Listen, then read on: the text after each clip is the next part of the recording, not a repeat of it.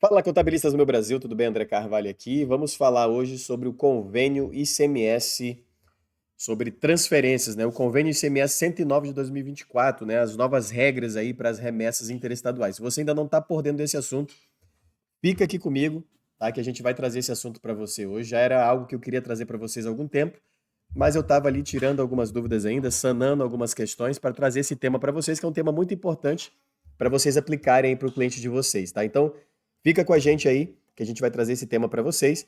E se você quiser entender mais, conhecer um pouco mais do nosso trabalho, aqui embaixo, aqui, ó, na descrição do vídeo, tem vários links importantes para você entrar em contato direto conosco. Você que quer entender sobre mentoria, você que quer conhecer mais o nosso trabalho, fica à vontade, clica aqui para você conhecer, tá? E deixa teu like também, deixa teu comentário se você já é ouvinte aqui, né? Se você já é um inscrito do canal e sabe que o nosso conteúdo realmente é um conteúdo de que agrega muito para você, você já chega aqui, já deixa teu like, já se inscreve. Se você ainda não conhece o nosso canal, chegou agora aqui, está conhecendo agora, você pode você pode aí conhecer um pouco mais, olhar os mais de 400 vídeos que a gente tem aqui, depois você entrar aqui e deixar o teu like, tá? Então vamos lá, vamos falar aqui sobre essa questão hoje da transferência, sobre essa atualização do convênio ICMS 109 de 2024 e vamos lá pro vídeo logo depois da vinheta.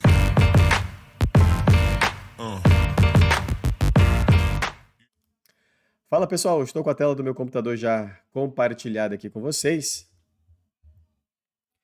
Deixa agora eu conectar aqui o meu tablet para a gente poder conversar aqui sobre esse tema que é muito interessante, que é um tema que eu já queria trazer já há algum tempo, mas ainda não tinha me aprofundado muito nesse tema para trazer essas questões para vocês.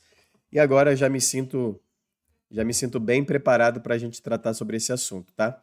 Então eu vou trazer para vocês aqui no meu tablet, na minha tela aqui para a gente conversar. E vamos ver aqui o que fala o convênio ICMS 109, tá?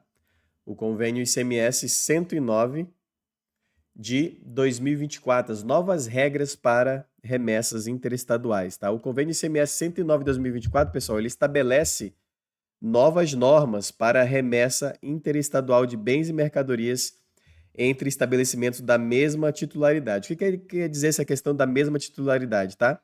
Entre matriz e filiais, tá? Entre matriz e filiais. Bem como para transferência de créditos de ICMS nessas operações. Este convênio traz importantes alterações e disposições que afetam diretamente as empresas que realizam transferências interestaduais. Então, a primeira pergunta que a gente deixa é: teu cliente faz transferências interestaduais? Ele faz essas transferências interestaduais? Por que é só sobre as transferências interestaduais? Porque nas transferências internas não incide o ICMS, tá? A cobrança do ICMS, tá bom? Então, essa transferência de crédito, pessoal, o que acontece? O que esse convênio ICMS 109 de 2024 ele traz? Ele deixa ali o direito assegurado, tá? Ele te deixa o direito assegurado de fazer essa transferência. Está assegurado o direito de transferência de crédito ICMS entre estabelecimentos de mesma titularidade. Não é facultativo, tá? Essa questão. Você tem que fazer essa transferência caso tenha a transferência, caso exista o crédito. Um exemplo, tá? Vamos pegar aqui o convênio, trazer o convênio aqui, ó. Ele é esse convênio aqui, tá? O 109 de 3 de outubro de 2024. Na remessa interestadual de mercadorias entre estabelecimentos da mesma titularidade, fica assegurado o direito à transferência do crédito do imposto sobre operações relativas do ICMS. A apropriação do crédito pelo estabelecimento destinatário se dará por meio de transferência por estabelecimento remetente, o ICMS incidente nas operações e prestações anteriores na forma prevista da cláusula 4ª desse convênio. O crédito a ser transferido será lançado a débito na escrituração do estabelecimento remetente e a crédito na escrituração do estabelecimento destinatário, tá? Então, a apropriação e aproveitamento do crédito atenderão às mesmas regras previstas na legislação tributária da unidade federada de destino aplicável à apropriação do ICMS. Vamos voltar aqui agora. Ele traz também aqui a responsabilidade do estado de origem, né?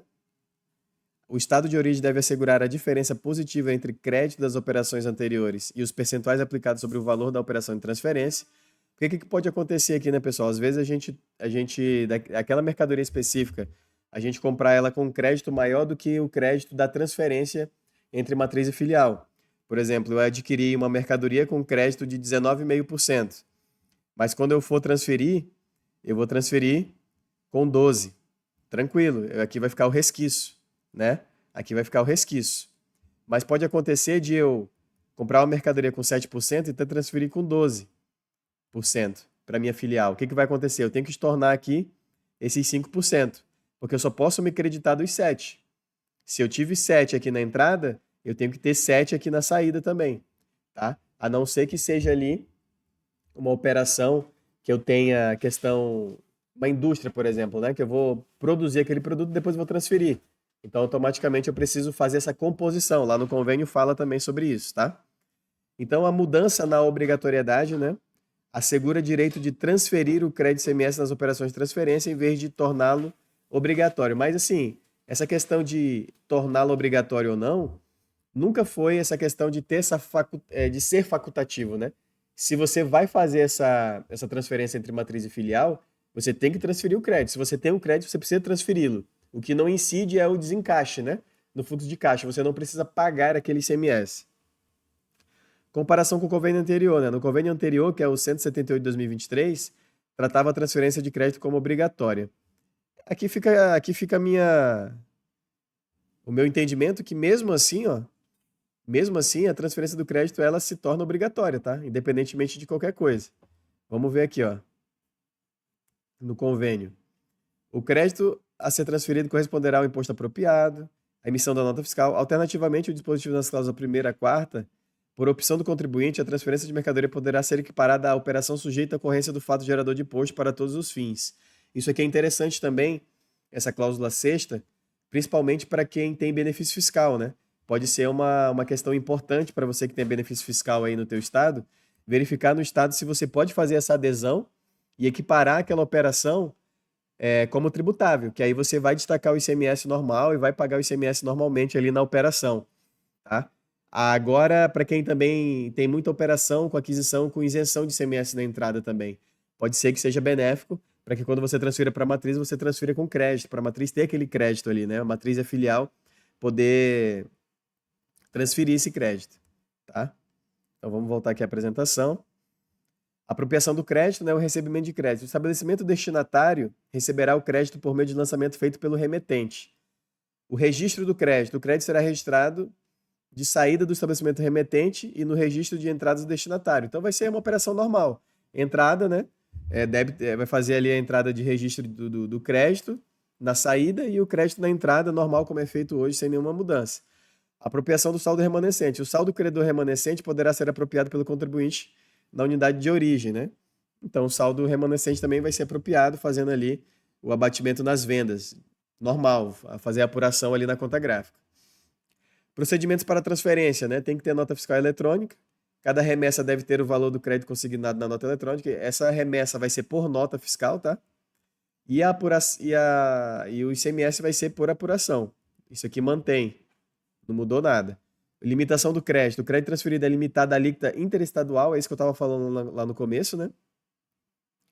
Seja o valor da entrada em estoque, custo de produção ou custo de produção de mercadorias não industrializadas. Então, a limitação do crédito é a alíquota interestadual. Então, se essa mercadoria entrou com 7 e eu transferi com 12, tá? Eu vou ter que estornar aqui 5%, né?